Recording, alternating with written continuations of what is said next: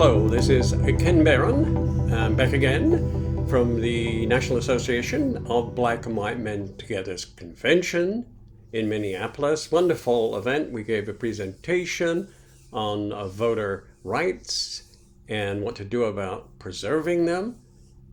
And that's of interest because today I want to talk about the race for Congress, which has actually tightened, much to our surprise, and that's good news to a certain extent.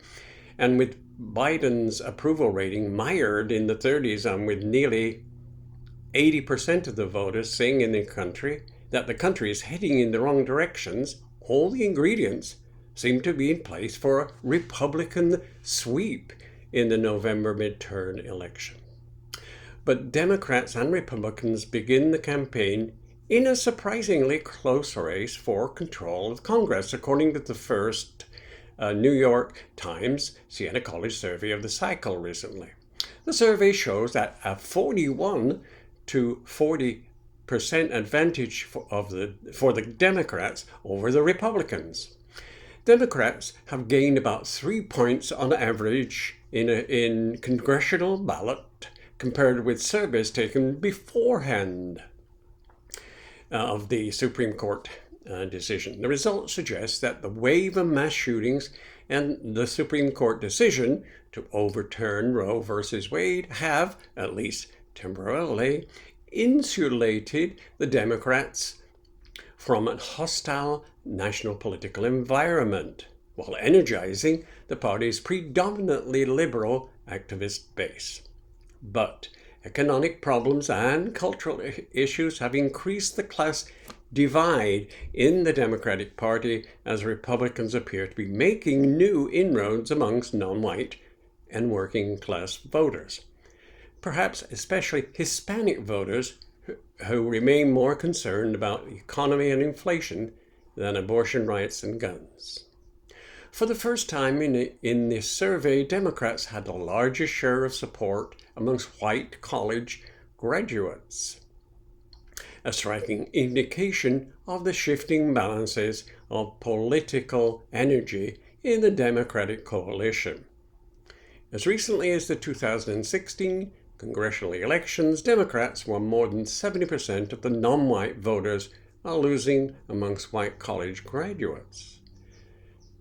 With 4 months to go until the election, it is far too soon to say whether the campaign will remain focused on issues like abortion and gun control, long enough, that is, for Democrats to avoid a long-expected midterm rout. If it does, a close national vote will probably translate to a close race for Congress, and as neither party would enjoy an advantage in the race. Partisan gerrymandering has slightly tilted the map towards Republicans in the House, but Democrats enjoy the advantages of incumbency and superior fundraising in key districts. Recent unfavorable news for Democrats in the form of Supreme Court rulings and some tragic news nationally might ordinarily mean trouble for the party in power, but that's not what the results suggest. In the survey, guns, abortion, or the Supreme Court with the most important problems facing the country represented about 1 in 6 registered voters combined. Those voters preferred Democratic control of Congress, by the way, 68% to 8%. Some of the hot-button social issues thought to work to the advantage of Republicans at the beginning of the cycle, like critical race theory, have faded from the spotlight. Only 4% of voters combined said education, crime, or immigration was the most important issue facing the country. The proportion of voters who opposed the court's decision, 61%, was similar to the share who said they supported Roe versus Wade 2 years ago. As I said at the recent NABWMT, my husband and I urged our members to not despair and fight for our rights. This survey shows that we may succeed and turn the tide against conservative forces.